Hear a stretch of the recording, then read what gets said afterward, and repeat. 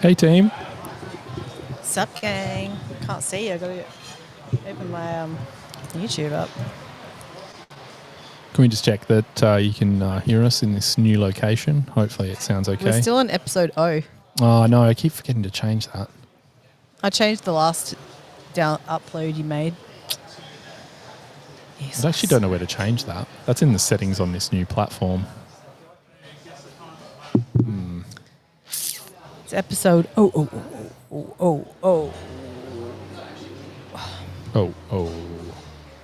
Yeah, just by the way, there's a fly issue.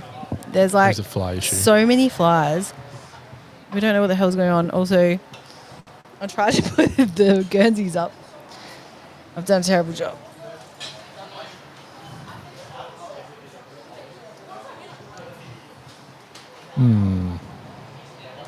Can someone just let us know whether they can hear us?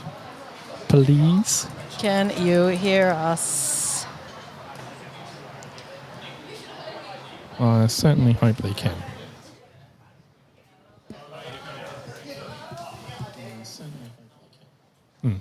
They can.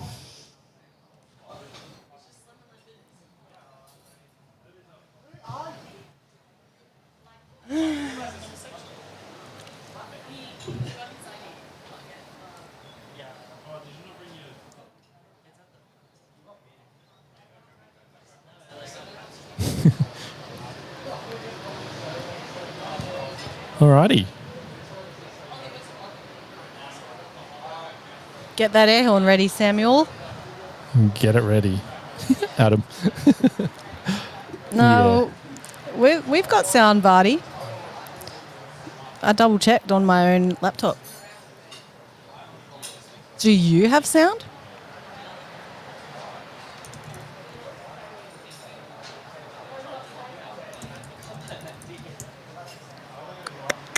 Adam Wallace can hear.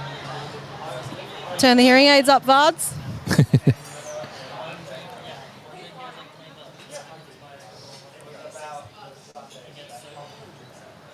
We're on. We're good? Yeah. This guy. Vardy needs to turn his TV up.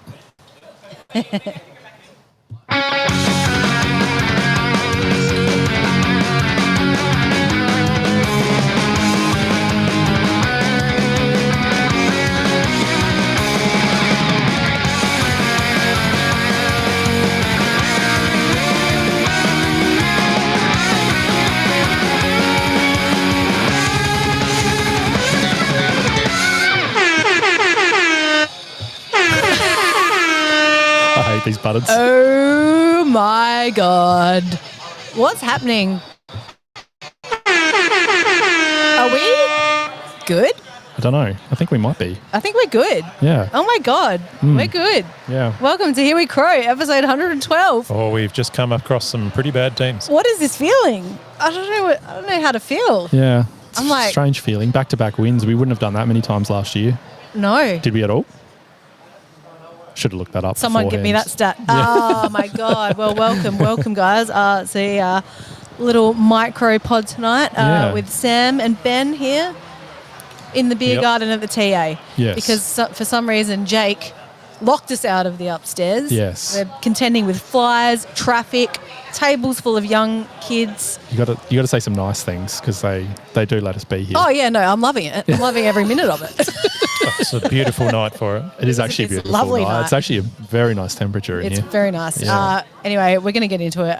We're going to review the game. Oh, my God. What an absolute smashing of the Bombers. Bombed out. We're going to have a very special nuff tonight. And unfortunately, they're not live. It is a pre-recorded chat. But we are going to have Australian rock and roll royalty on the pod. Dan has a big chat to North Nuff, Tim Rogers. Oh, my God. You don't know how long we've been waiting to get Tim Rogers Decided on this just podcast. to keep that one all to himself. He didn't did, yeah. He was hogging that. He didn't want me near Tim. We might pose a Crows question tonight because we have no other segments. And maybe we'll even open up the phone lines if you're lucky. But let's get on with the stats and quiz. Thank you, Ben. No worries. Number 112. So, player 112, someone who did have a bit of a career with the Crows. So that was Robert Shirley. Cool. Yep. Shells. Yep. Yep. 2000 to 2009, played 151 games. He was delisted after 21 of those games and was then re-rookied for a while, got back on the list and became our go-to tagger for a little while. Remember there. him tagging. Yeah. And I think near the end he was sort of doing a few other roles other than tagging, but yeah, did pretty well. He won the Coaches Award in 05 and 07, so he was certainly internally rated for his job that he did for us. So yeah, it's pretty good. Interesting. Since moving on from football, he went back to the Eyre Peninsula. I think he was from Whyalla originally, and selling farm machinery. Wow. Right. So there you go. How about that? Now, before I get into the quiz, Yes. I know you're very, very anxious and keen to get So to it, but anxious. coincidentally, in 2015, we beat Essendon by 112 points. No way. That was the coach killer game. Ah, that was the one. Hurt's last game. Okay. Eddie Wow. Betts with 5, Danger with 27 possessions, 3 goals. So, Is that the game we were both at in Melbourne when we didn't know each other? yes, I was there with my brother who supports Essendon, and it Yeah. was a wonderful time. It was. Yeah.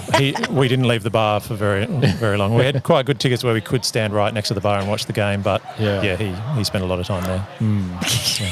Didn't take it well. So, yes, so that's that game. But now, 2012. Interesting year. Yeah. Where do you remember us finishing? No, I've forgotten. I have 10th. no idea. Want to have a stab?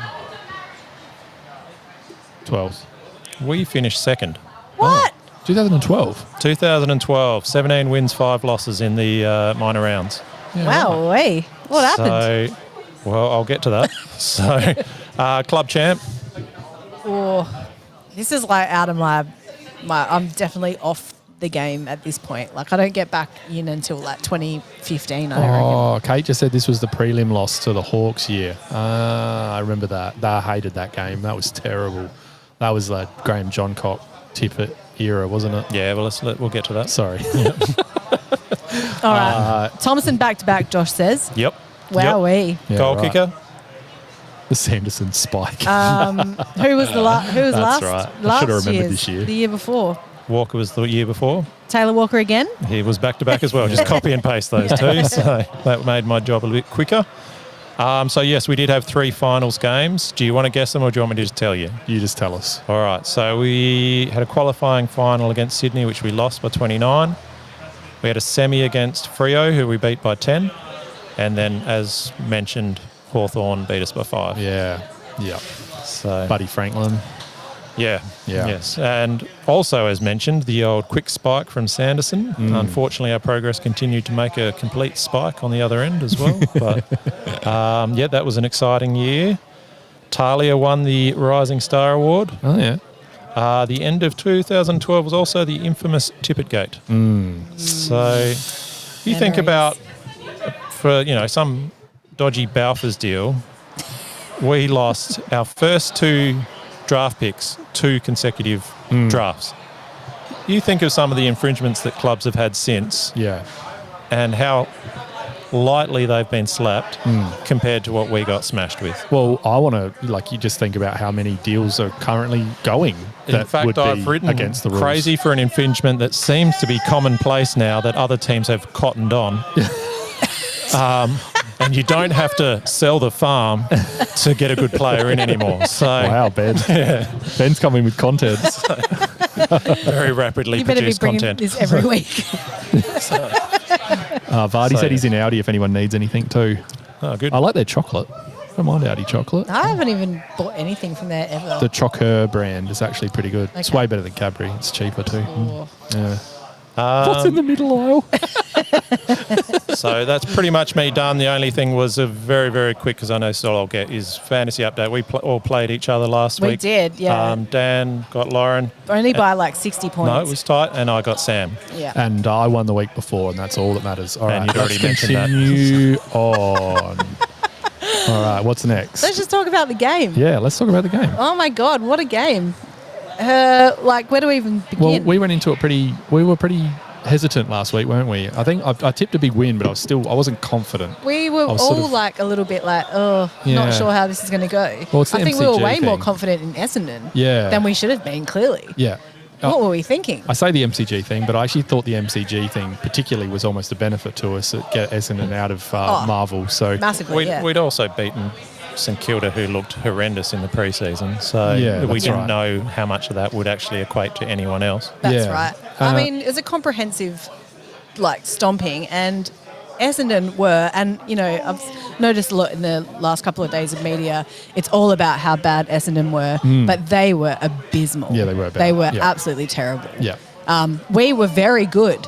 I wouldn't say we were amazing. We No. were just very, very good, and they were abysmal. Yeah. So we've got another level, Yeah. which is kind of terrifying. Well, we did let an abysmal team kick 100 points, so yeah, mean- we've got some stuff to work on. I don't care. I don't think anyone should necessarily. care about that when you're that far ahead. No, but it is a lot of points to give up to a team that played very poorly. We have very obviously taken our foot off the gas in the first part of the last quarter, the last 2 weeks, and I mean we should. Yeah. Why wouldn't we? And a quarter of those points did come from their midfielder Merritt. So Yeah, that's right. Yeah. Eric's in the chat. Hey, Eric. He said, "I cannot stop watching Isaac's goal." Yeah, that was pretty special. And then we took him off straight after. We were like, "Don't need you anymore." But how good is that? Yeah, I know. I was like, how good is this that we can take off our top 2 player? Yeah. We just don't give a shit at this point. And honestly, anyone, I saw a few comments on Twitter, I mean, the cesspool of the internet, they were complaining about it.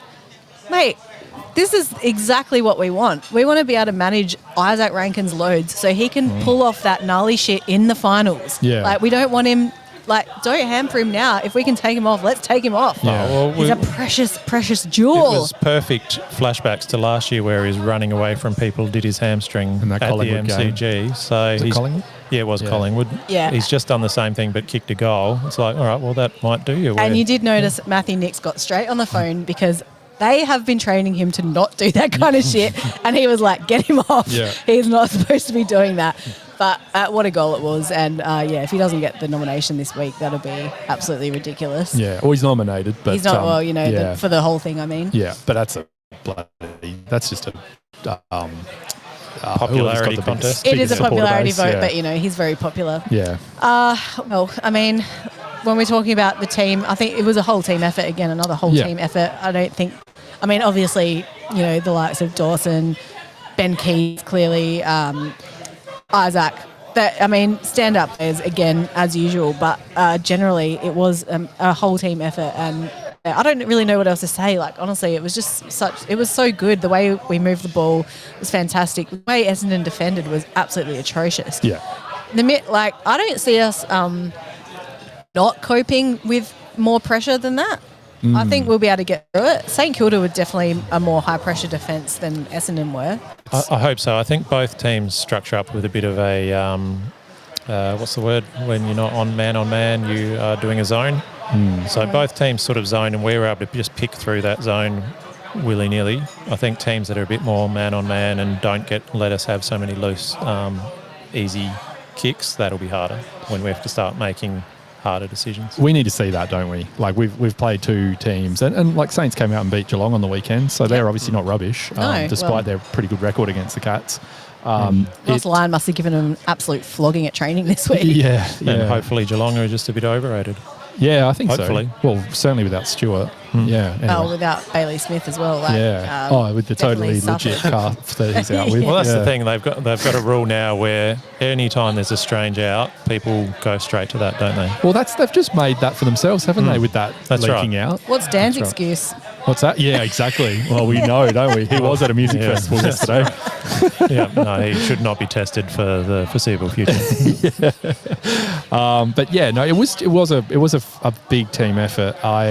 Defense wise, again, obviously we let a lot of points in, but I love how attacking our defense has got this year. I love that they're willing to try and chew off some kicks. A couple of them were maybe a bit unnecessary, but it's like Ben said last week, I prefer that they were trying something than just trying to sit back.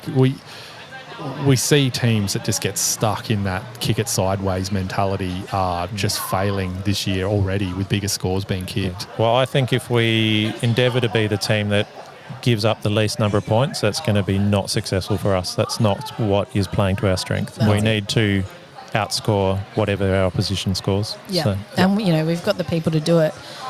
There were multiple goal kickers having multiple goals Yeah. on the weekend. Yeah. The other thing was like 7 individuals who had multiple goals, and then more on top of There's that. 12 in total, I think. Yeah, that is absolutely insane. And you know, we're talking to North podcast earlier, and you know, Ben obviously highly rates Saligo, and how good is it just to have him spraying the goals and that run through the middle where he just like no one was with him. Like, what the hell was Essendon doing? Like, they were just letting us do whatever we wanted. So you're seeing, like our forward line is just so well set up as well at the moment, Yeah. and we've got 3, 3 talls, mostly the 3 talls, Curtin floats, and we've got Rochelle sitting there too, and they all work so well together. Like they're so well drilled, and it's something we haven't seen in a fair few years, No. or well, in a few years at least. Our forward line working so well, and you're watching other games, and there's just the constant bombing in, which we just refuse to do. Oh, well, they must be loving the delivery this year compared to last year. Oh, yeah. Remember how everyone was saying how Fogg's got no form, he's useless. How many balls were going over his head or to a contest? Yeah. This year he's getting it out on a platter, and he's dropping a few that are like, he's got no pressure on him. But And that comes back to the midfield working so well as well, and getting space. And we've actually got some speed in there, which helps too. yeah, and speed of ball movement. We're getting it to the forward line quickly. They can't set up and get an intercepting defender in the way. And Moonman's not in the middle kicking it 50 metres in the air, and then Spray and pray. Yeah, spray and pray. Yeah, exactly. Yeah, so it feels really good. We do look like a genuinely good side. We just still have to put the caveat on it that we haven't seen them do it against a high-pressure team. Haven't been completely tested. I feel like what we have seen is that we can beat an average team at home and we can beat an average team away. Yeah. Can we come up against a really good team? I mean, the thing that gives me confidence is the fact that we were competitive against Brisbane in that pre-match game. So while it's not a proper game, it still is quality opposition that we stayed with. I mean, we clearly, like I said, we did take the foot off the pedal in the last quarter of both games. So it just makes me think, well, if we're taking the foot off the gas, like we've definitely got more, and I can't really see us struggling that much against a high pressure side. Like, and really, who are we even talking about? Hawthorn. Is that it? Who else are we even talking about here? I spoke about this earlier today. I got sort of 5 teams that I think still would be there and challenging us. I think Hawthorn, Geelong, Sydney, Brisbane, and there was one more. I can't think of who it was now. I had another one. Fremantle? No, not Fremantle. They've gone. They're so bad. You had him winning the flag. I had him losing the grand final. They had. They've got so much talent there. Their fans must be so pissed. I know it's off topic, but my God. Their new recruit Bolton looks like he's going to take a while to settle into the team. Yeah. But you feel like if they were well coached. GWS. GWS. That was the other one. Yeah, that's it. Yeah. That was the other one. So forgotten about them already because they had a bye. Yeah, that's right. So like those 5 are the ones that I really want to see us play. We obviously get a taste of Geelong in a couple of weeks. And the Suns are another one, actually, probably. Suns in the humidity. Don't forget about that humidity. Oh, yeah. We've struggled with that in the past. Thankfully, we're not playing in round 1. So it is nice to have a few warm-up games first. Well, we do have after North Melbourne this weekend, which, I mean, before yesterday, we probably would have thought was an easy win, but now, maybe a little bit more competitive than what we would have previously thought. But then we have the Suns, then we have Geelong for gather round, and then we've got GWS. So we've got those 3 teams there that are going to test us. But having said that, I mentioned it to you guys during the week. I did some very basic ladder predictions after the Bombers win, clearly, because I'm like, well, obviously we're going to win the grand final now. Yeah, of course. You upgraded your membership. I did upgrade to gold. Actually. But really, and I had us losing against the Suns and losing against GWS. So either if we lose 2 out of 3 of those games, I can still see us being in the top 4 by the bye. So I don't know. I feel like it's going to go to plan. What could possibly go wrong? Possibly go wrong. Yeah, that's right. The other thing that we have, good right now. I think we mentioned on the previous when we were doing the podcast before, is we are very, very fortunate with our injury list at the moment. Absolutely. Very. Yeah. That this doesn't happen almost ever. No. So we're not. Have we got no one on there? The only one we've got is Strawn because he gave up his spot playing. So he's not even on the list, so he doesn't count. Yeah. So, yes, And thankfully, they're all playing highly competitive games to see whether they can come in. Thanks, Handful. So so Another week. we feel like our depth is so much better, but it really is not being tested at the moment. No. So, Well, it's lucky we've had the good wins because we can just go in unchanged. And if nothing else, we should win a Sandful grand final anyway this year. Yeah, that's true. Yeah, we have a good start. So I guess some individuals. We go through some individuals. Yeah, I was just going to shout out some comments, do actually. that. Yep. Kate said, Essendon got away with so much pushing and shoving, tried to physically intimidate us early. Glad it didn't work. Adam said that the forward 50 entries were the best he's seen for a long time. There was like 20 marks inside 50, which I'm sure Ben's got in his stats for later. Yeah. Quirky said you can't win, you can't 100 points and win a flag. You can if you're scoring 160. Historically, he's right. As long as you kick 101 points, you should be right. There's not too many non-good defensive teams that have won premierships in the last however long. No. So, I think we're still good correct. defensively. Yeah, I think we are don't think too. it's a worry, I think the problem I have is that seemed to be all we thought about last year. Yeah. So that's it. And I think, pressure-wise, we are keeping the ball in our forward half really well. And that's where we are dominating. Teams are finding it really hard to get out of our half of the ground when it's down there. Our half-back is a wall at the moment. Yeah, so it's just when that wall is penetrated, we're looking a bit leaky. But I think if we can keep it in our half for long enough, we should be right. Yeah. And Nathan also said the other test will be wet weather games. If our tools are guaranteed to miss half of the marks, how do we play? Yeah. Well, we've got elite smalls now. We've got Isaac Rankin, we've got Alex Neal-Bullen, Ben Keys, we've got Josh Rochelle, and we've also got all of those other guys who will be playing Sandful. I'm not too concerned about that either. Yeah. We've clearly got the class in the forward line. And I'm loving it, baby. Our worst games last year weren't so much about the ball coming to ground and being too slow. It was the fact that we was consistently getting intercept marked for our inside 50s. So we had nothing clean. I think the best way of seeing that is the fact that we are so accurate with our goal kicking this year is we're making really good opportunities as opposed to last year when we had to kick so many from difficult positions as opposed to just easy, no worries goals. Yeah, for sure. Stoked. Yeah, it's all good. right. Individuals. Sorry, let's get onto it and we'll do some votes. He's going to feature very heavily in our votes again, but Dawson he's just a freak, really. And do you know what? I felt like I didn't even notice him in the game, really. Yeah. He didn't kick any goals, so he wasn't out there, thumping them forward. But every time his hands are on the ball, you're just like, oh, thank God. Yeah, it's going to be. Although I got to say, he did have a couple of wild shanks. The first couple of kicks he had, he was a bit off, but damn, he warmed up pretty quick. Yeah, for sure. What an elite. Josh Rochelle backed up week one with another fantastic game. So yeah, it really looks like he's found a level up and some consistency. I know we've only got 2 games to base that on, but he looks switched on. He looks like he cares. He looks like he wants to be there. Matthew Nix has pointed out that the fact he's been working with Ben Keys and Alex Neal-Bullen, and those two specifically. And I mean, you probably can't get a better 2 blokes for him to be under, for them to take him under his wing and really drive that professionalism. I think they're the 2 best dudes you could. Well, could be doing hopefully that. Keys has been showing him how to hit those absolute floaters through the middle. Off his set shot. Yeah, the other one I wanted to bring up was, oh my God, now I've forgotten who I was going to say. Someone else bring up a name. Darcy Fogarty, Riley Thilthorpe. Yeah, well, obviously kicking a bunch of goals, aren't they? Mitch Hinch was really good, I thought.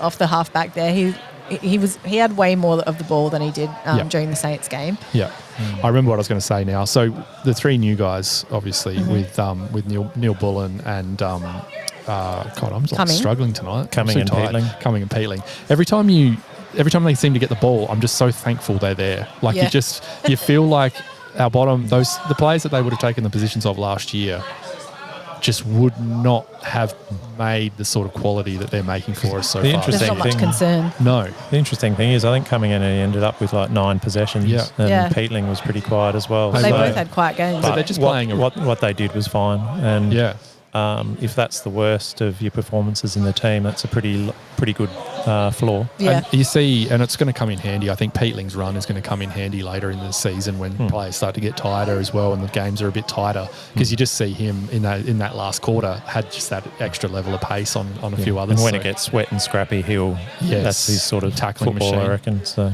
yeah. Diggers in the chat. Was anyone concerned about their mid-merit kicking 4 goals and he's not applying a tag? Yeah, like I think they almost just said, oh, well, Merritt can do what he wants and we'll just concern ourselves with the score. I think if we don't tag one of their players but they don't tag Dawson or Rankin, that's pretty handy for us.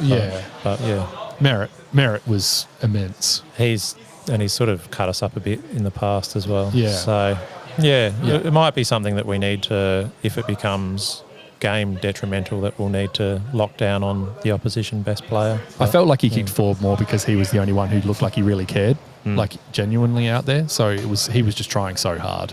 Yeah. You can see him on the bench, like bent over in half, like he was done every time he came off. Gassed, so yeah. Absolutely gassed. Yeah. So, yeah, and it's hard to say too many negatives. It's really hard to talk about wins. So it's so much easier to talk about losses because it's just so much more to pick apart. But when we play a game and we probably could have won by 90 points, 100 points, if we really wanted to. I don't know what else to say. No, well, before we get into some votes, I did want to actually shout out Rory Laird, who's playing his 250th game this weekend. Yeah, congrats. He had 23 disposals and went at 100% efficiency. Yeah. Has that ever happened to Rory Laird? I don't know. No, well, I'm assuming it probably has, but it's a good point. And it's one that we quite often laugh at, his kicking the ball up rather than sideways. But his role being pushed back out of the midfield is just feels so much better. Yeah, and I think it shows that we tend to focus on what people can't do. Like we'll say, well, he can't shut down a player or he can't kick low penetrating kicks and whatnot, but he still has some function that seems to be helping the team so far. Yeah. And he was on one of the footy shows after the game this weekend, like some Sunday Channel 7 show, and geez, he was smiling. He was smiling so large. I've never seen him happy. Lairdy's happy. He's just he's playing with a good team. They're winning games, and Lairdy's happy, and that's all I want. Love it. Yeah. It's good. Yeah. Quick stats. Quick stats. So I think the main thing is the game really highlighted to me that both teams, but particularly Essendon, are just letting us play the game that we want to play. So it's when teams don't let us play that. But a lot of things were fairly comparable, but where it just stood out was our marks. So 129 to 59 marks. Yeah, well. So huge. What about uncontested marks? You got that there? well, if you're quick with your maths, because contested we were 14 to 7, so the rest of them were all uncontested. Yeah, so we still doubled them for contested and we over doubled them for uncontested. Yeah. And marks inside 50, 20 to 7. So That's crazy. I don't think we'll be allowed to be that easy with our transition and ball movement every week.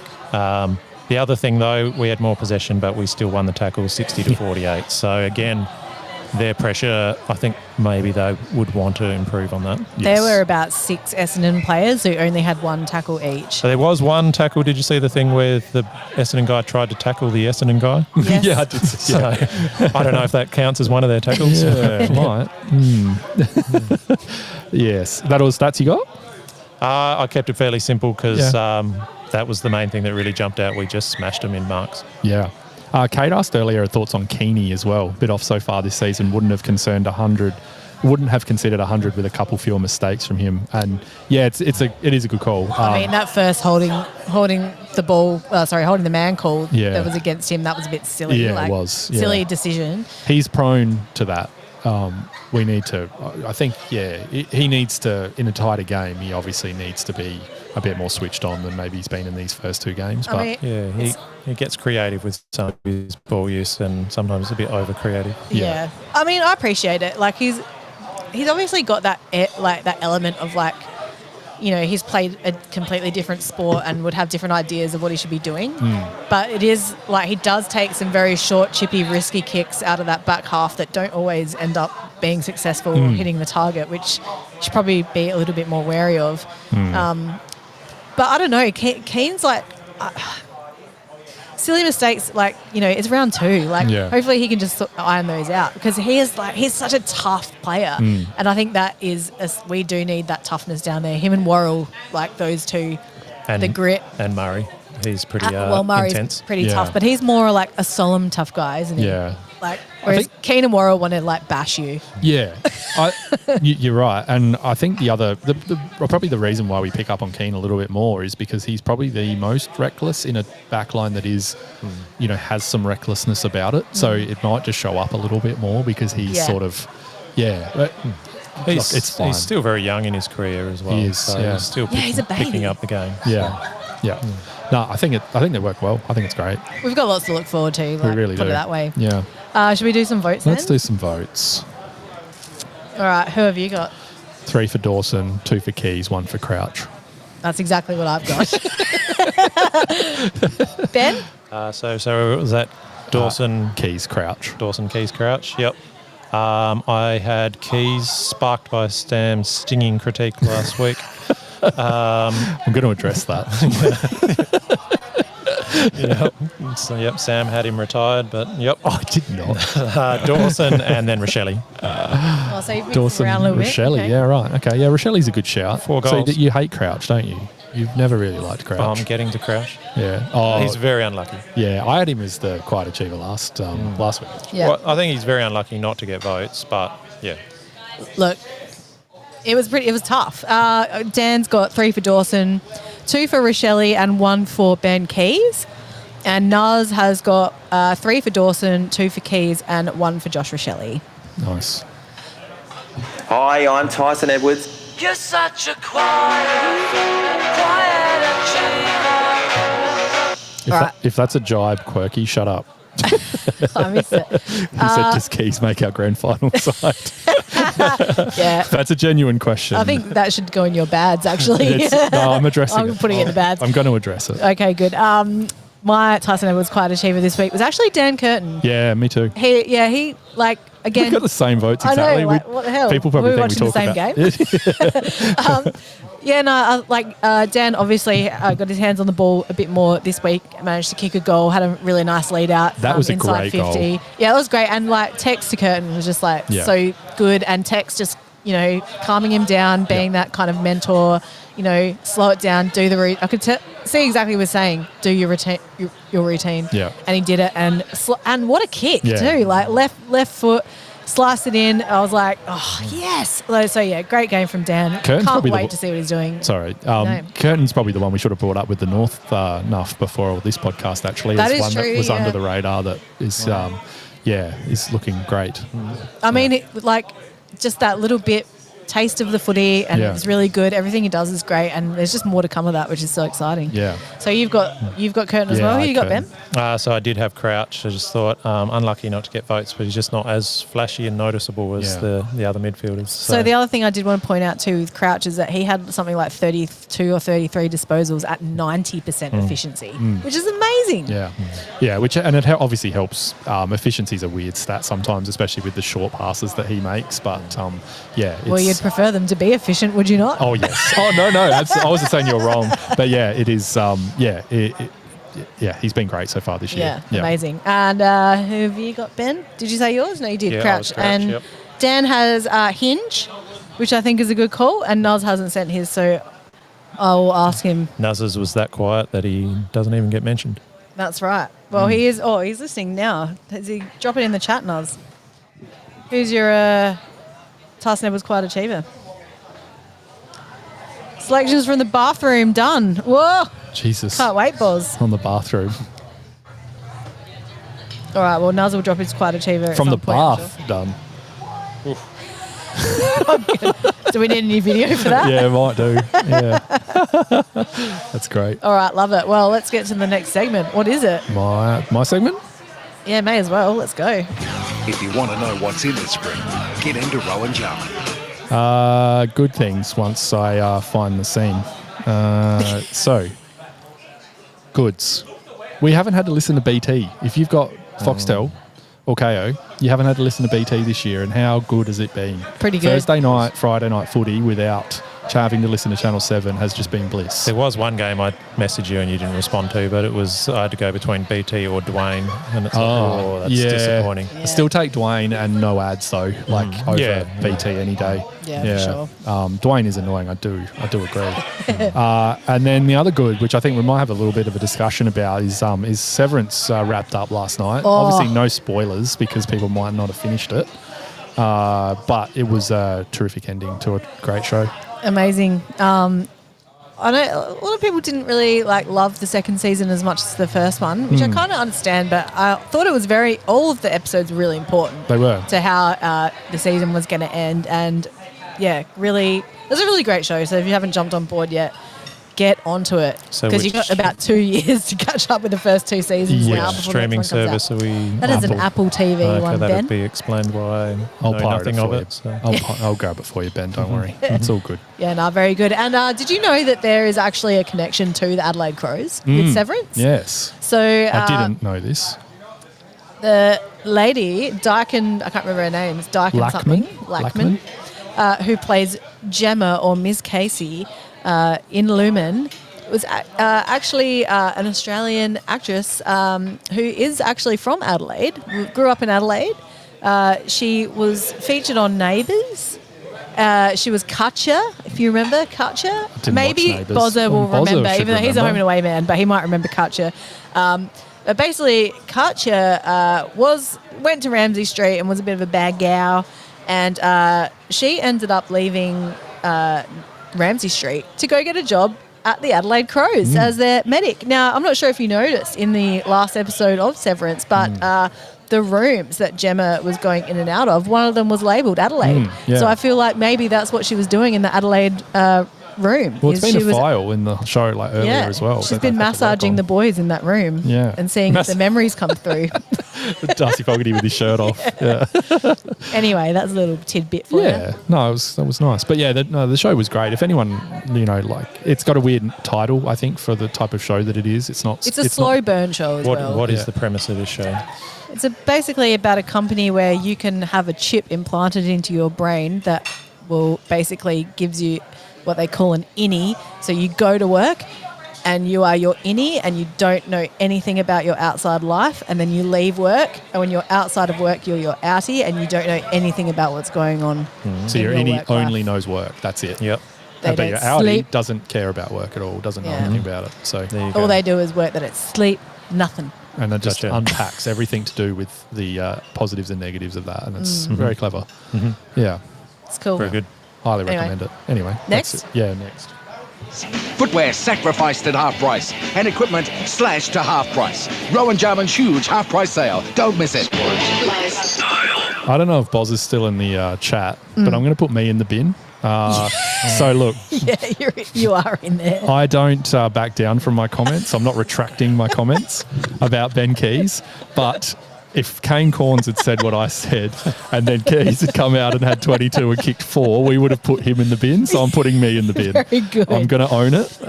Yes. You can't be making comments like that. It just look. I still don't.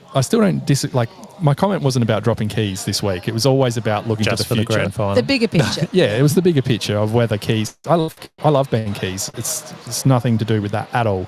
And want him to play well. And if he's still playing well and fully fit and wanting to play and ready to play in our grand final side, bloody hope he is. I think one of the other things is he's not. Who do you think he'd be keeping out at the moment that should be in that spot? No one. No, Yeah. I don't think he should be dropped now. That wasn't my call. I'm just saying it would be a stronger thing if there was a certain player that you go, geez, this guy's not getting any experience because Keys is taking up a spot. But I don't know.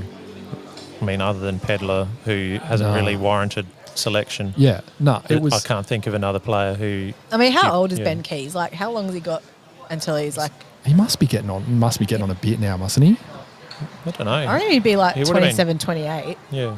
Yeah, it's he's 28. So He- he's still got like a few years left. Yeah, But you know, as a development thing, you'd probably would want to be looking at, bringing someone up who could take over his role eventually. I unpacked what I meant in the Discord the next day a little bit more, and it was more about like just the small forwards being like the skillful small forwards. We've obviously got Rochelle there, who's playing fantastically. It would be, whether we can find, and we don't have one now, so Keys is clearly it.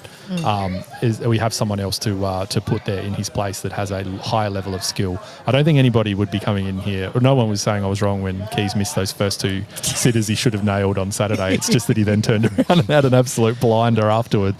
So yes, anyway, I'm putting me in the bin officially for the comments. He's because never coming out. And look, yeah. Look, yeah. Anyway, I just wanted to own it. So anyway, Yeah, that's good. Anyway, more bads. Lauren upgraded her membership to a gold membership this week. So if we never win another game, everyone knows who to blame. Sorry, I had to. I couldn't watch that win and then think about the fact that we could potentially get into the grand final and I wasn't going to be there. But then I did upgrade to gold, and then I realised that potentially we could be in a grand final and I would be there and we may lose. Yeah. And then I've remembered what 2017 felt like, and I may have regret with that decision. Yeah, I understand. Yeah. What else? This Fox Footy abandoning the game straight afterwards, after the siren, basically. We got a couple of little comments and then off to the studio and then onto the port game. Yeah, I don't like it. Yeah. This is technically my bad. It I is. made you put this in. Yeah. Like, can't we just change the channel so we can see the post-game stuff? Like, put it on another channel. Like, why do you have to flick it over so quick for? It's a fair old come down after that victory and then straight to Richmond, Port Adelaide. Oh, yeah, I know, right? It's Like, not really what I'm looking for. So. I just give me a channel where I can get the rest of the stuff. Because I know you're there. You're filming it. I know you're there. Yeah. So can we have it? Just give it to us. Come on, we're paying enough. Yeah. I don't disagree. I love the fact that they we had the sort of 3 games back to back on Saturday. That was nice. A lot. But it was a lot. It was nice. Well, actually, no, it was. It would have been nice if Richmond put up a fight in the second game. But Matt's not really working on weekends anymore, and he's just realised how much football I actually watch. You've been busted. He's not into it. Yeah. He did watch the game with me on Saturday though, and really enjoyed it. Yeah. So Okay. that That's was good. fun. Yeah. Nice. And just the last bad. Ben wants to have a bit of a whinge about the dump in Strath.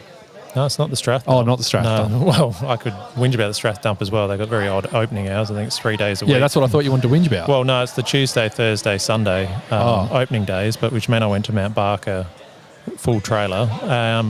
My big whinge was I got to Mount Barker. Oh, this is my stuff. Oh, also, I've just put aside, we inherited a whole lot of like pesticides, herbicides from someone that we had to get rid of. And they said, oh, no, you can't bring chemicals to the dump. I was like, well, if I can't take them to the dump, what am I doing with them? I'm pouring them down the drain? Am I just covering them in the bin? No, I'm, as I said, responsible citizen. So you put them in the neighbour's bin. I didn't have time. They said if you go to Heathfield, they'll take them. But this was the morning of the game. I was already running late to get back to watch that. Heathfield, where's that? Heathfield, that's in the hills just out past Bridgewater sort of way. Yeah, right. Okay. So that was a bit frustrating that you go to a fancy take all your waste place and they won't take your chemicals. I'm not saying some of these chemicals, they're in the oldie brown glass jar sort of thing. I reckon they would have been taken off the market a long time ago. Yeah. Half of them don't have labels anymore. I don't even know what I'm throwing out. Oh, that'll be why then. I was really appreciative of that little gift I got given. So, yeah. Fantastic. Tiny bad from Josh. MCG scoreboard still using the old Baby Blue Crows Falcon logo. Now that it's not even a tiny one. That's a bad one. Yeah, that's shit. Yeah. What the hell? Yeah, especially when AFL, what are you doing? our new one looks so clean in those little scoreboard bits. So Yeah. that's Even that's not Matt good. commented on that. He was like, that logo looks so much better. Yeah, it does. Hell yeah, it does. Matt's on board. Yeah, he is. Yeah. He's a bit more on board. It's because he goes for Manchester United. Oh, okay. Yeah, fair. Yeah. Jake Saw said Draper third straight week of sub. Yeah. I mean, why change what's working? Like, I don't really see him taking anyone's place in the side at this point. It's probably a good way of managing him, to be honest. I think in previous years we would have gone, well, why is this person taking up a space in the midfield? I don't know. Who would you have coming out for Draper to be a full-time midfielder? Well, you're obviously not the main 3, but I think you could put him in for someone to rotate, couldn't you? So as a 5th? Yeah, you could almost go like even someone like a Peatling or something. Yeah, that's what I He was could just go said. sub for 1 week and then Draper has the full game or comes off if he's struggling. I was actually surprised that, well, at the time when we were discussing who Draper might come on for on Saturday. Peatling's name did come up in the chat. And yeah, I guess it was kind of a little bit surprising when it was Isaac. Well, also first reported to be Saligo. Yeah, it was. And then it was, oh no, they've changed their mind. It's actually Rankin. So, Peatling sub, yeah. Yeah. Could happen. Who knows? Yeah, I don't mind it. Sensible said he will need some proper match fitness eventually, even in Sandford. And Yeah, it's a that's really it. good call, playing half a game. Only or less than another half a game. few months and he should get a chance. Yeah, to that's have a game. We should have the sample up and running 3 around years. 12 or something. Yeah, thanks. Yeah, and Nathan said if he's to stay on the field, what team would it be against? And to be fair, probably this week would be great, really, against Yeah. North. So, but yeah, I don't see them their doing it. midfield's so tough though, North. Yeah, but they don't. Do they have they got the brute midfielder? Not They got sure. LDU. LDU's. LDU's pretty fast. big and Powell's an accumulator. Yeah. Sheasel's an accumulator. Yeah, so it could be a good one to play him against, really. Yeah. I don't know. Nervous for him. Yeah. I want him to play, but I'm also like, oh, don't hurt yourself. Well, Yeah. yeah, it kind of feels like this isn't going to be the year that he peaks. So we just kind of want him to get some experience and Yeah. the pace of the game and feel confident at the level. But I think he'll still do some good things this year, but I think it'll be the coming years where he becomes a consistent elite footballer. Yeah. Yeah. Hi, Jad. And also, Sefl having a bye season. Sensible said. Yeah, it's very frustrating. I know they're playing games. I know they're doing things, but it's just shit, really. Yeah. Yeah. Did you see Channel 7 had their first week of Saturday night football? So they're doing the VFL in Melbourne on Saturday nights because they don't have free-to-air footy. Yeah. And there was 126-point flogging, so that started well for them. Oh, nice. Yeah. Were they doing that in Adelaide as well? I don't know. That's Because a good question. I saw somewhere that, because previously AFL website you could stream all of the Sandford games. Apparently that's not happening this year. Oh, isn't it? And it's just the Saturday football on 7 sort of stuff. So I interesting. think that's what I saw, that there's not streaming of all the Sandford games. That's annoying because I did often put it on the app and watch the Crows reserves. Yeah, so Yeah. I could be wrong, but that's what I heard. Interesting. Okay. We'll have to investigate, Ben. Mm-hmm. Yeah. West Coast or Richmond full game for Sid. Yeah. Probably fair. God, Richmond looked terrible, didn't they? They came crashing back to earth. I think, yes, they came across an overconfident Carlton in round 1 and Yes. a very vengeful Port Adelaide in round 2. Yeah, that was on the cards, that result. And Port weren't going to let that one slip. No. Unfortunately. All right, where are we going now? Yeah. Well, I think we should Should we Tim? have a chat to our Nuff. Yeah, let's have a chat to our Nuff. We can go and get a drink. Yeah, we can just leave. Yeah. Enough is enough.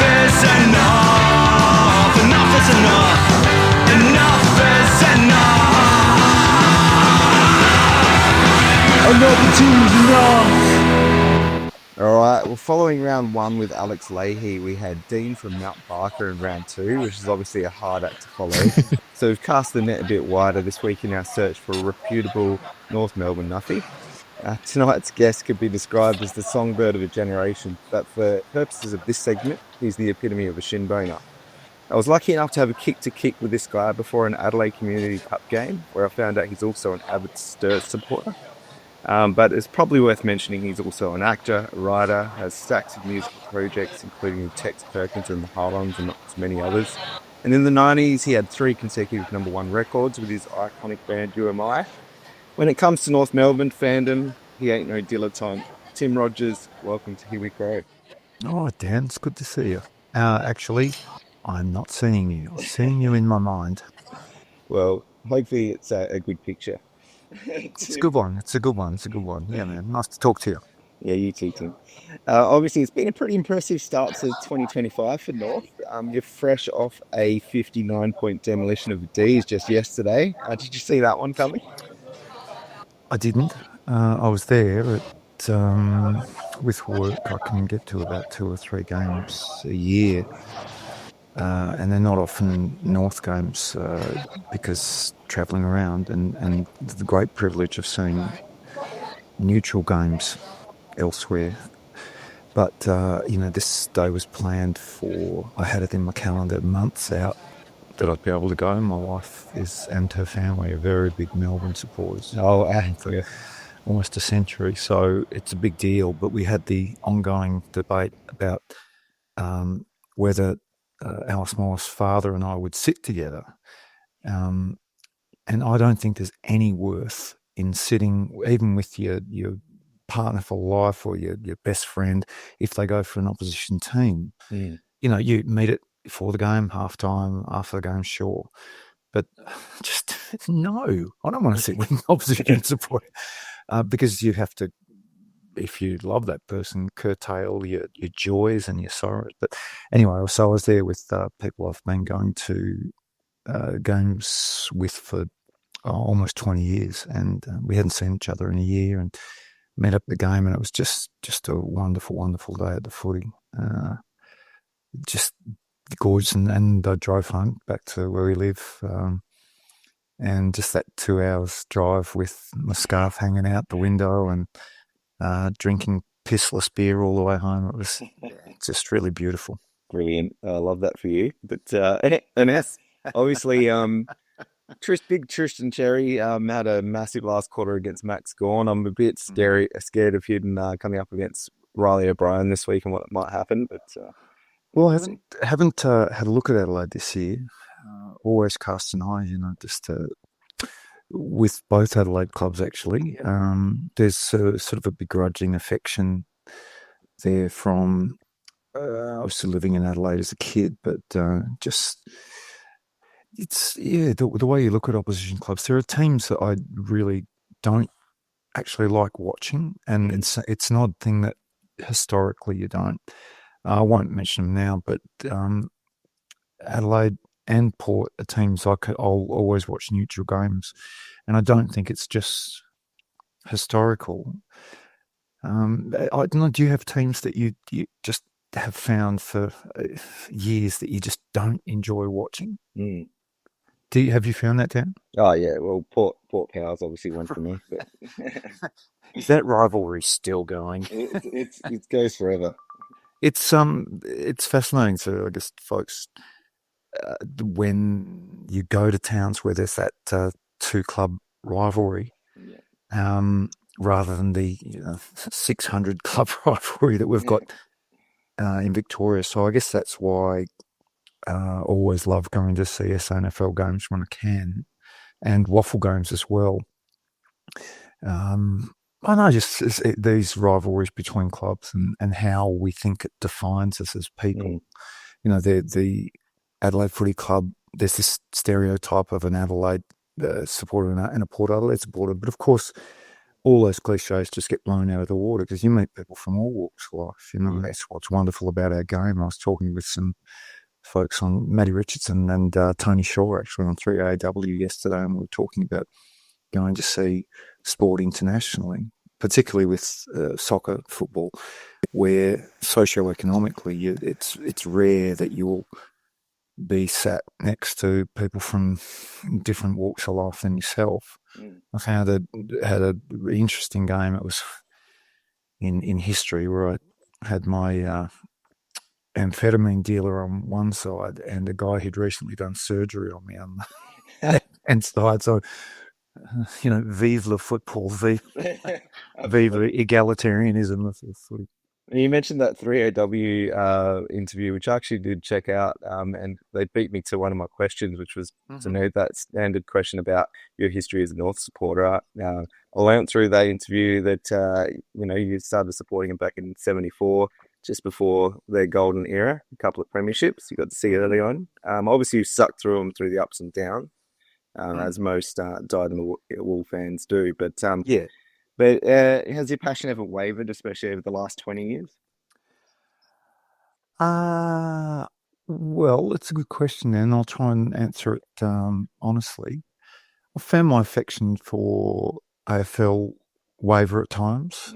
When I was working with the AFL doing an ad campaign for them for their finals, I met a lot of really great people, but it was an atmosphere and a braggadocio is the way I explain it, a bit of machismo that I found a little off-putting.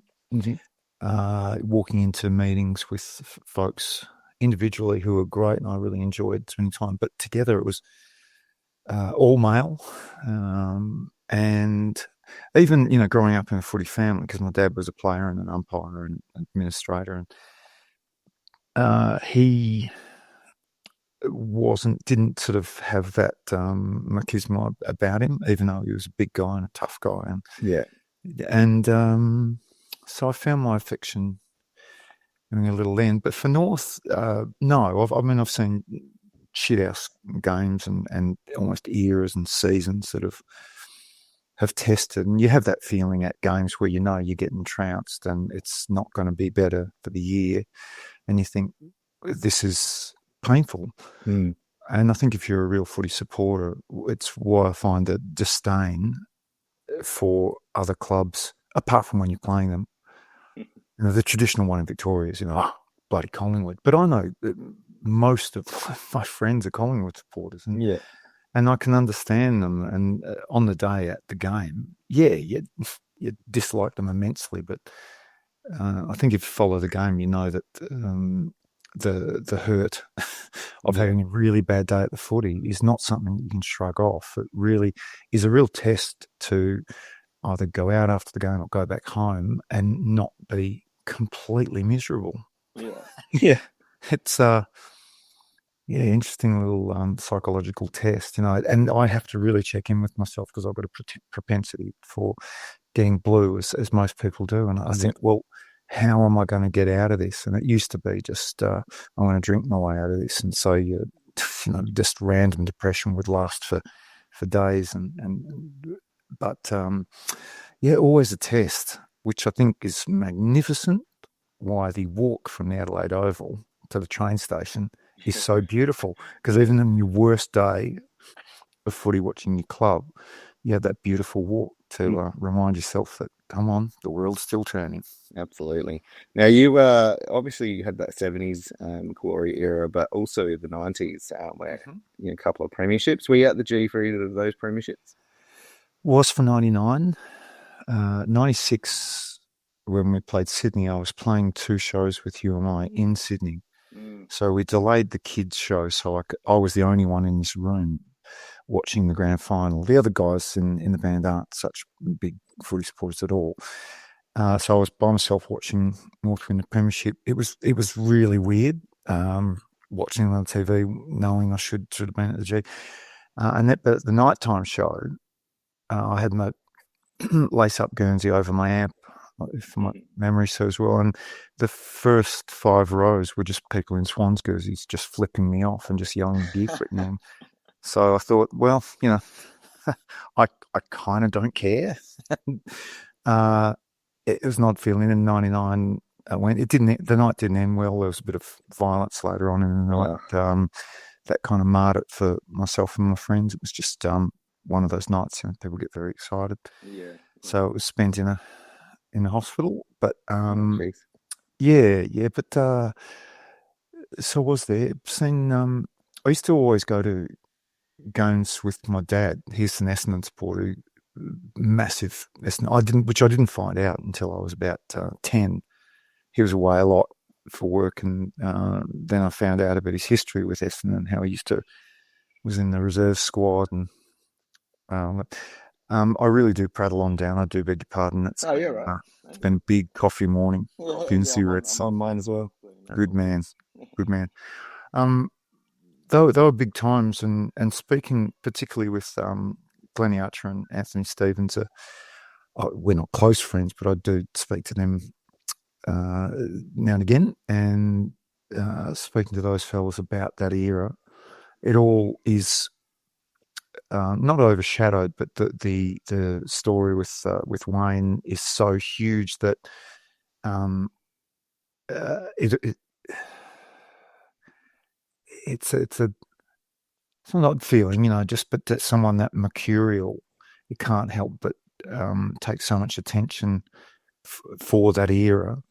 But looking back at games, as mercurial as Wayne was as a player, just that side in the mid to late 90s was pretty damn formidable. Actually, here we go. I'm trying to drag it all back to Adelaide, of course. Yeah, I was going to say, it'd be remiss of me not to mention the only ending that was able to knock you off in 98. I was in Lyon in the south of France on that grand final night.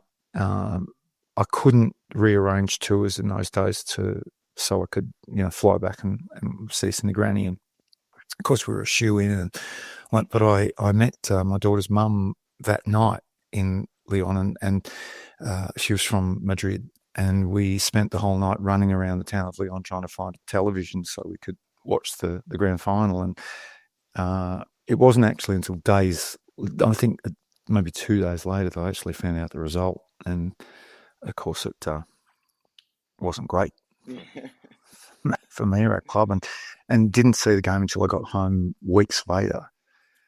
And it's the only grand final I've never watched twice. Completely fair. Now, one of the, before we wrap up, one of the sort of staples of our segment is we have a Dennis Armfield Award. Now, to give you a bit of an understanding of that, back in 2016, Dennis kicked 3 50-metre goals at the G in the first quarter against the Crows and was the absolute hero of Carlton that day.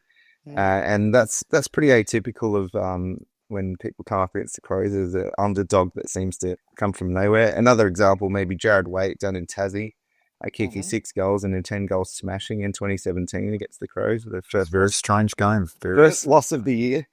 But who have you got this week? Who do you think could come up and have an absolute curler against the Crows at Adelaide Oval?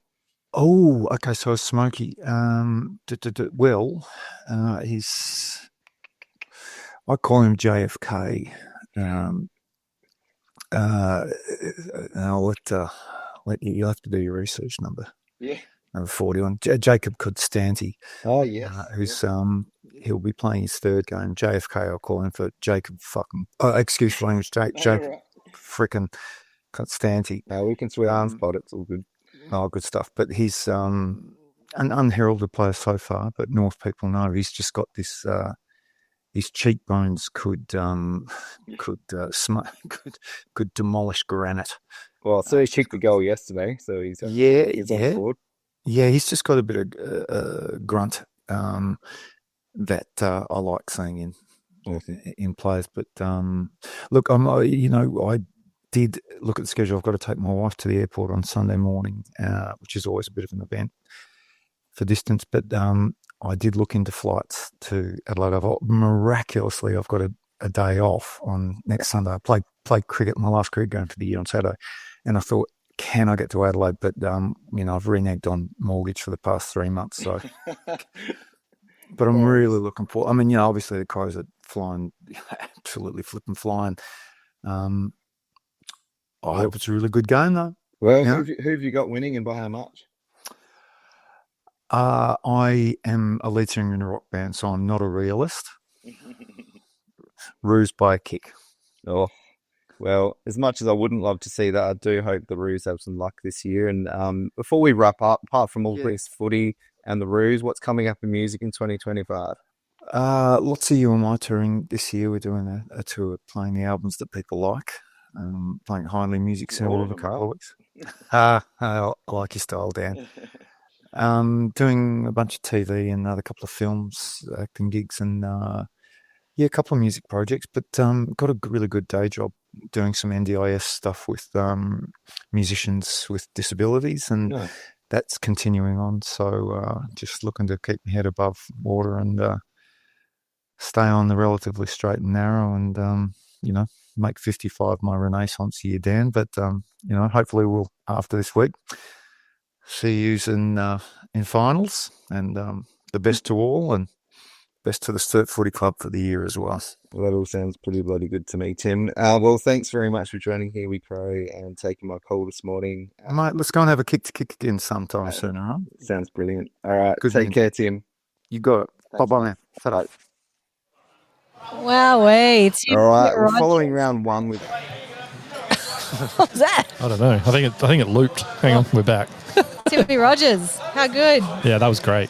He was so generous Yeah, with his time. he's a lovely guy. Yeah. He's a really nice guy. So Yeah. I'm very happy for Dan that he got to have a yarn with Tim. Yeah, and well done, Dan. I will give him some Yeah. kudos here. I know he did it a little He's bit not even secretly. here. He did it in Melbourne. he yeah, did. he did it when, like, not even in the state. That's how secret he was Yeah, I about know. it. He didn't tell us until this morning. We all guessed. We kind of guessed, but it was, it was really well done.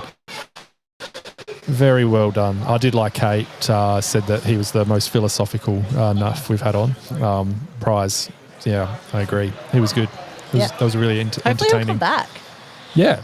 I'd love it. I'd love to have him on if he did a tour sometime. Yeah. Come and have a sit down. Yeah, it would be great. Would be great. All right. What's next? Well- We're trying to sort Bozza out. If Bozza Yeah, wasn't Bozza told us he sent us his selections from the bath, but we don't seem to have them. And now he's not responding to my messages. Maybe he dropped his phone just as the email was being sent. And Yeah. it's just disappeared. Dropped it in the bath. I reckon he got so excited about doing the selections that he's just forgotten to send them. Maybe. He just pressed stop. Or and then he's maybe he gone, got "It's so done." excited giving me shit about Ben Keys that this. I reckon maybe it's just an abusive message Yeah, to probably, you. yeah. Like, unchanged, but it'll get fucked then. Yeah, probably. I would not be surprised. Well, hopefully it'll come up soon. Yeah. Yeah, I got nothing. Oh, wait, I'll check the phone. Well, we got social media to do. We're gonna do just general social media. Yeah.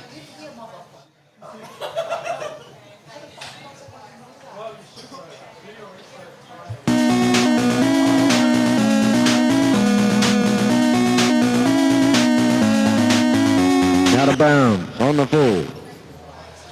Oh, we got one from Dirk. Oh, Do we want to do a Dirk Let's do a rant? Dirk. Did I make Dirk a thing? I think so. Oh, yeah, I said...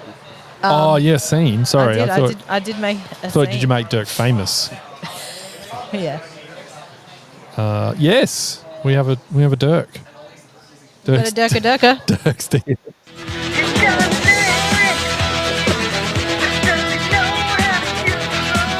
Dirk For some knows how to reason, use his legs. the fog music's on there. All right, we've got one from Dirk, obviously. Dirk's in the DMs again. He just wrote back to my Lairdy celebration post. Nice post. I had no idea Dyke and Lackman was on Severance until this week. Good on her. Crazy though, my sister was in her year at Norwood when she dated Pilko's son. Oh. She's Pilko. also in a great movie called Too Late, where John Hawkes tells her, "Baby, your face is an acquired taste." Hope that's okay to say. It was 2015, though his is too as well. Hot. Obliterating the MCG hoodoo against a team with an equally impressive record. How many days, Bombers? Recommended retail. Sorry, I was like, what the hell does that mean? Recommended retail. Port, happy with 37K to their first home game. I would have killed for a 3:30 start for ours. I had to get there at 9:30 to secure seats in the members. We got nearly 43,000, by the way. Yeah. Bargain bin. This week's Vic media narrative that'll all be a great test of our ability against the all-conquering Kangas. After hearing that all last week, too seriously, how many priority pick packages have the Roos had? Skippy's bound to bound eventually. It's true. Yeah. You got assistance, you're going to be good at some point. Thanks, Dirk. What else? Other social media have we got? Oh, we just got one from Jaden too. Actually, yeah? Just on Facebook. Let me get that. Do you get anything on Twitter? I just got some texts from Digger at the game. Curtin good early. Also, did we pack the long sprigs? And then Keen? Question mark, question mark, question mark, question mark. He's not happy? Well, I don't know. Okay. Was that questioning the long sprigs? Because Vardy did his post where he said he got the boots from the game from Keane, and they were a pair of roller skates. Oh, that's right. Yeah. I didn't actually put anything out on Twitter, I don't think, or I did and no one responded. Jaden says, getting very much 2017 vibes early on, quick on the attack, ruthless, and putting the foot down on the throat. In the past few years, I've probably been Riley Thilthorpe's #1 hater. I've said he runs funny, he's built funny, he's behind schedule for a top 10 pick. but I'm here today to inform you all that it was just a plot by me all along. I was just getting in his head, reverse psychology. I'll send my address through so everyone can send me fruit baskets as a thank you. A bit like how your Ben Keys comments obviously made him go hard. Exactly, yeah. I might put my address out for the fruit baskets too. Some pineapples in there. No, thanks. Look forward to the game this week. North have kind of been our boogeyman in recent years. They gave us trouble and they'll be ready to go coming off the big weekend they just had. We haven't lost to them very often, but have they played well against us? There was one where they nearly came close. They beat us when we think we're going really well. Obviously, like the Hobart game and all that sort There was of one gear. at Adelaide. We almost went the whole pod without bringing that up. There was one at Adelaide Oval where it was too close for comfort, and I remember it being like, oh god, and we should have been winning. Yeah. No, that's fair. Then you just finished off. Let's keep the lid on still. Ideally, I'd like to reserve judgment on the team as a whole until round 10. Yeah, that's probably. Jaden, I'm not waiting until then. I am relishing in this glory now. It's all we've got. Yeah, and I'm probably going to wait for a little while. I'm getting 1997 vibes, Setzels. Don't go there, Nuz. Not yet. No, we can't do that.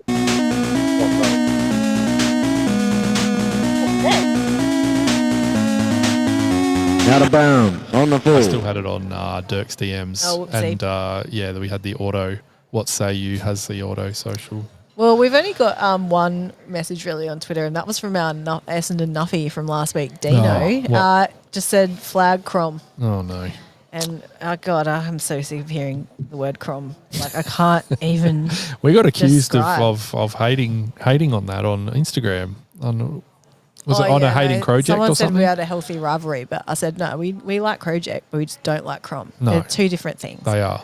I feel like Crom's dying a bit. I don't know, like, every time I think Crom's dying, it pops up again. Yeah. And I'm like, I'm so over this. I don't know why, but did you see the post from the women's side? They were they welcoming Grace Kelly back, and that they didn't use Crom on any of those signs, and it made me happy. Yeah. I don't know why I looked at those and sort of thought about that, but yeah, thankfully.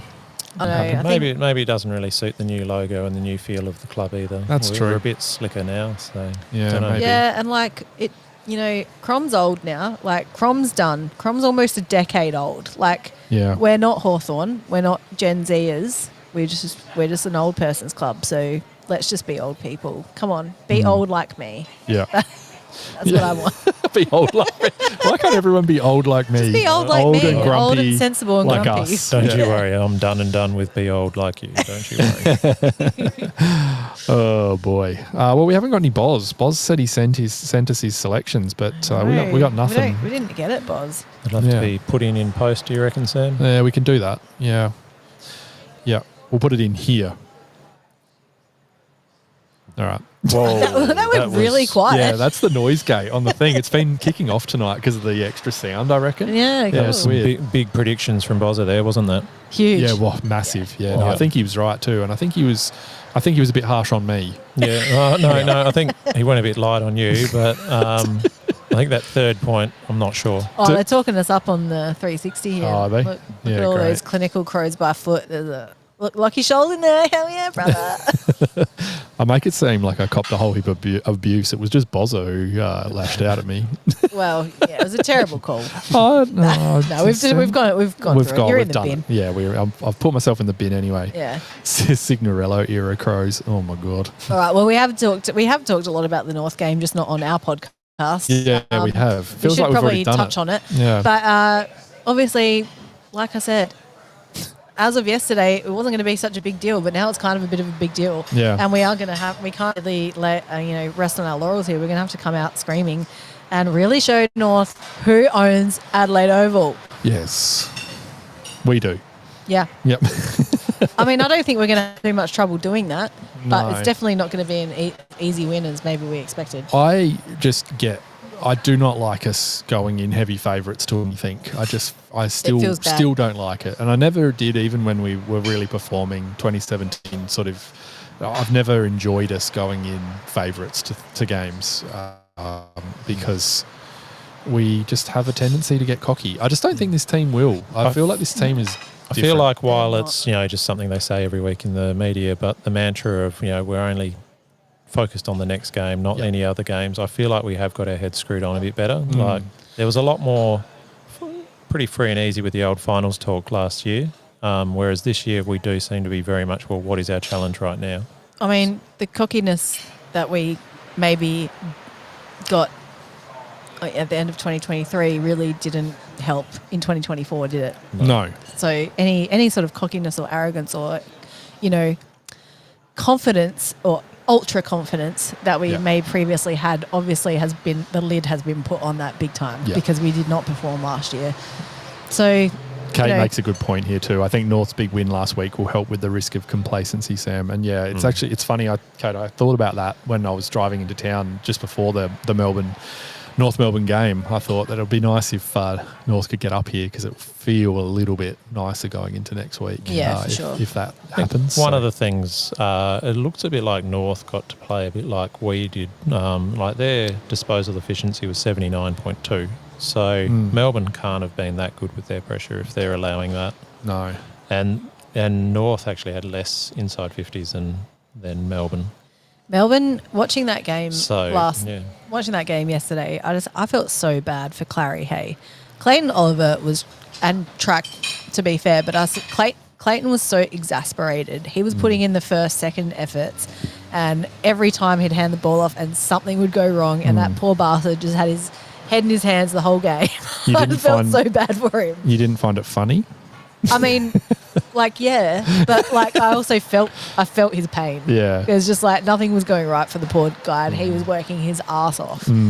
Well, they've come out and said Gawn had Simon Gawn came out and said Gawn's got some issues. Goodwin in the press conference didn't say what, but he said that there's a backstory to every performance and bits and pieces. So it seems to be some personal stuff going on there. But yeah, it was like, why would you even say that? Like, it came out that Gawn didn't have any knowledge that he was going to bring that up, which is like, very weird. One, you bring it up if you are of the understanding, both of you, that that's going to happen. I don't think you, especially when you're Melbourne and you're Simon Goodwin and you've had all of these issues, particularly with drugs, not saying that Gawn's having issues with drugs, but I obviously don't think that's the truth, but it's a sick the family speculation is like what is the bad thing. And when you've had all these previous issues, you can't just be throwing that out there. I think it was a bit like how we've got our mantra. Their mantra is the summer of love, where everyone loves each other in the club after their healing and blah, blah, blah. So I think for him, he probably felt like this is me demonstrating how I'm caring for my captain, but it probably didn't turn out quite as well as it might have. Without the knowledge of Gawn, having that like basically permission to say that, I think that's a bit off. Yeah. And I understand they're probably very close and stuff, and maybe he felt like he could say that. But it's also like, I mean, I'm not saying that it's not an excuse for the way Gawn performed, but it does feel like you're just trotting out an excuse a little bit. Well, yeah. Like, wouldn't you just rather say he's had a bad game, he owns it, and then just leave it at that and let him deal with his own personal issues. He had a shit game. Leave it there. Oh, he's allowed to have a shit game. Yeah. It's not, Yeah, that's right. Our ruck has a shit game most weeks. That's mean. Low hanging fruit from. Sorry. Yeah. No, he's been actually pretty good this year, if I'm honest. But he's doing a job. He is. And he our hasn't midfield is not looking poor because of him. So. Yeah. He hasn't been challenged yet, though, I guess, has he? Because he came up against mostly Harry Boyd in the first game. And then he will be challenged this week. He will be challenged this week. Big time. Sherry is very good. Cherry's very dynamic. Yes. Yes. I think, So, what do we do from here? We don't have Boz. We've run out of social media. We're just going to give our predictions and wrap it up. Has Ben got stats or? Oh, not very much. No? It's more. No, not really. For probably with North, I think. I said those couple of other stats. How they 79% deficient disposal efficiency. I don't think we could possibly win the game if we allow them to go at that sort of cleanness with the ball. We need to be providing the pressure that has been causing teams to struggle to get out of our forward half. If we can do that, if we can at least break even or win the midfield contest and get some clean ball into our forward line, we should get the win. There is a few ifs. There's a few things that could go wrong and they get a bit of momentum and then we're in strife. But I'm going to predict that doesn't happen and we've got a 36-point win. Yee-hoo. Yeah, I don't disagree with any of that. And that would I said it was, what did I say, maybe 3 or 4 goals to the North guy before this tonight. I think that's about where I see it. There is a world where we win this quite comfortably, I think, but I'm not prepared to predict it. Well, I think we're going to win. I think it will be a closer game than we thought. I don't think we're going to win by 10 goals. That would be nice. Let's see. Let's just see what happens. But I think we'll get up. Yeah, I think so too. I'll say, what did I say to old mate the North pod? I think you said 4 goals. I said 4 goals, so I'll stick with that. Yeah. Sensible said Rochelle has more contested marks than Rob this year. It's possibly not an area of the game he's excelled with this year so far. But, That's it. Put Rash in the ruck. I think he's had more hit-outs than Rochelle. A few more. And Kate, we actually brought up that we're actually going to get you in when we have a bad loss for that reason. Yeah. So, we don't need you right now. It's true. But it's good to know that you're there for when we do. Yes. Yeah. You will be called straight away. All right. Well, I think that's it. See you at the game this week. Actually, are you going? Maybe. I don't think anyone's going. Ben's not. Dan's not. I'm on 3 children on Sunday. Woohoo! Although if there's enough tickets, maybe I'll just bring all 3 of them and you can watch them. Oh, thanks for volunteering that, No Ben. worries. My hourly rate. could watch 'em. My hourly rate is actually $1,000 an hour. So Money bags is fine with that. Yeah, it's pay up front though. So yeah, maybe. I'm hoping to go, but just a few things going on this weekend. Of course, we'll there's a lot see. happening. Yeah, Claire's going off to one of the music days down at Victor this weekend. I think it's- very nice. Somersault, is it? Yeah, Somersault. Yeah. Yeah, so it's got like Missy Higgins and Bernard Fanning and Dempsey, is it that he's with? Paul Dempsey, yeah. and John Butler and a few of those guys. Oh, wow. So Blast Missy from the Higgins? Past. Classic. Missy Higgins, yeah. It's the old Oz rock 90s, Pretty much. late 90s jam. Yep. Love it. All right, legends. Well, we'll see you next week. Thanks, guys. Whatever day that is, we'll figure it out. And can't wait for another week of Crowies winning. Yes. Yes. See you later.